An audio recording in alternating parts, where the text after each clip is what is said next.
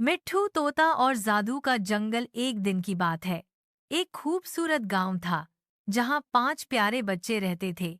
पसाहत, gene, Zainab, जारून और फहाम। ये सब बहुत अच्छे दोस्त थे और हमेशा साथ खेलते, हंसते और नई मुहिमों पर निकल जाते थे। एक सुबह जब सूरज सुनहरी किरणों से जमीन को चमका रहा था, जैनब ने कहा, चलो आज कुछ नया करते हैं। रोज झूला झूलना और नदी किनारे खेलना अब बोर लगता है। फहाम ने फौरन कहा, हाँ, क्यों ना आज हम जंगल के उस हिस्से में चलें जहाँ से रंगीन परिंदों की आवाजें आती हैं। सबके चेहरे खुशी से चमक उठे। जारोन ने अपना छोटा सा थैला उठाया, जीन ने पानी की बोतल रखी और पसाहत ने बिस्कुटों का डिब्बा पकड़ा। वे पांचों दोस्त हंसते गाते जंगल की ओर चल दिए। जंगल का सफर जंगल में प्रवेश करते ही माहौल बदल गया। पेड़ों की छाया, पक्षियों की चहचहाहट और ठंडी हवा बच्चों को बहुत अच्छी लगी। जैनब ने कहा, कितना खूबसूरत है यहाँ, जैसे कोई परियों की दुनिया हो। अचानक एक झाड़ी के पीछे से हरे रंग का तोता फड़फड़ाता हुआ उनके सामने आया। अस्सलाम वालेकुम बच्चों, तोते ने बोलना शुरू कर दिया। सब बच्चे हैरान रह गए। अरे, तुम बोल सकते हो? जेन ने हैरानी से पूछा। तोता हंसा। मेरा नाम मिट्ठू है और मैं आम तोता नहीं हूँ। मैं जादू के जंगल का रखवाला हूँ। अब मिट्ठू की कहानी पसाहत ने उत्सुकता से पूछा। जादू का जंगल? क्या वाकई जादू होता है यहाँ? मिट्ठू ने सिर हिलाया। हाँ, मगर सिर्फ अच्छे दिल वाले लोग यहाँ का जादू देख सकते हैं। लेकिन पिछले कुछ दिनों से एक समस्या है। जंगल का जादू मुरझा रहा है। फूलों की खुशबू खत्म हो रही है। दरिया का पानी कड़वा हो गया है। और यह सब एक चालाक बंदर टोंटो की वजह से है। फहम ने मिट्ठू से पूछा, कौन है वह टोंटो? मिट्ठू ने अफसोस से कहा, वह मेरा पुराना दोस्त था, लेकिन लालच ने उसके दिल को अंधेरे से भर दिया। उसने जंगल की जादुई घंटी चुरा ली है। वही घंटी जो सुबह सूरज निकलने पर खुशी की धुन बजाती है। अगर वह घंटी वापस न मिली तो पूरा जंगल अंधेरे में डूब जाएगा। बच्चों ने एक दूसरे की तरफ देखा और जारोन ने बहादुरी से कहा, मिट्ठू, हम तुम्हारी मदद करेंगे। हम वह घंटी वापस ले आएंगे। आ बंदर टोंटो का गुफा। मिट्ठू खुश हो गया और बोला, चलो मेरे पीछे आओ, मैं तुम्हें रास्ता दिखाता हूँ। वे सब जंगल के अंदरूनी हिस्से की ओर बढ़ने लगे। रास्ता घना और कुछ डरावना था।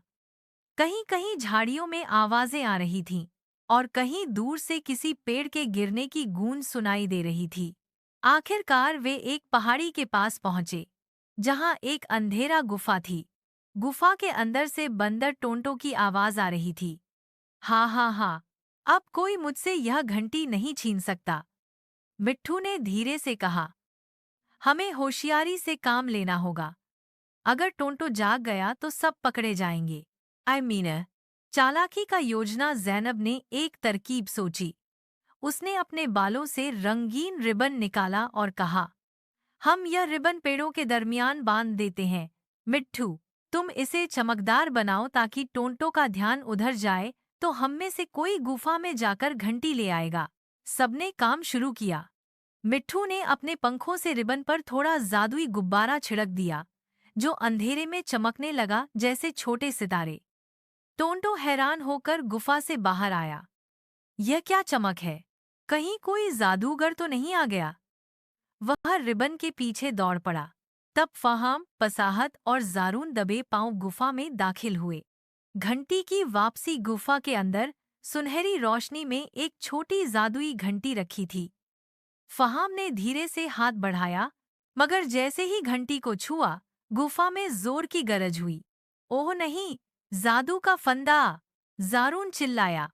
मट्ठू ने तुरंत बाहर से जादुई शब्द बोले, चमक बन जा, भलाई का दरवाजा खुल जा।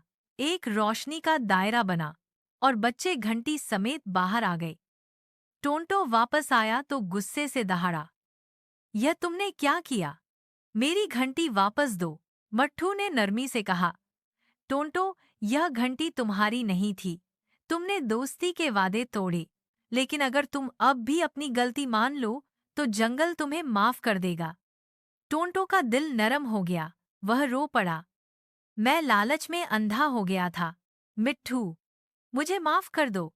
जादू की सुबह मिट्ठू ने घंटी को ऊंचा उठाया और जैसे ही उसने बजाई पूरी घाटी में रोशनी फैल गई। पेड़ों ने झूमकर हवा में खुशबू बिखेर दी, नदी नीली चमकने लगी और पक्षी गाने लगे। जैनब ने कहा, वाह, कितना खूबसूरत मंजर है। मिट्ठू हंसा, यह सब तुम सबकी हिम्मत और दोस्ती का नतीजा है। तुम सबने मिलकर जादू को दोबारा जगा दिया है। बंदर टोंटो भी मुस्कुराकर बोला, अब मैं भी जंगल की हिफाजत में तुम्हारे साथ हूँगा। अ वापसी का सफर जब शाम होने लगी तो बच्चे वापस गांव की तरफ चले। मिट्ठू उनके कंधे पर बैठा हुआ गुनगुना रहा था। मिट्ठू बोले, सच्चाई जीते, दोस्ती दिलों में फूल खिलाए। गांव पहुंचकर सबने अपने वालिदैन को सारी कहानी सुनाई। सब बहुत खुश हुए। फहम ने आसमान की ओर देखा और कहा, हमने आज सीखा है कि जादू सिर्फ किताबों में नहीं होता, बल्कि नेक नियत, बहादुरी और दोस्ती में भी जादू छुपा होता है। सबक, कहानी का नैतिक सबक। लालच इंसान को अंधेरे में ले जाता है, मगर सच्चाई और दोस्ती हमेशा रोशनी लाती हैं।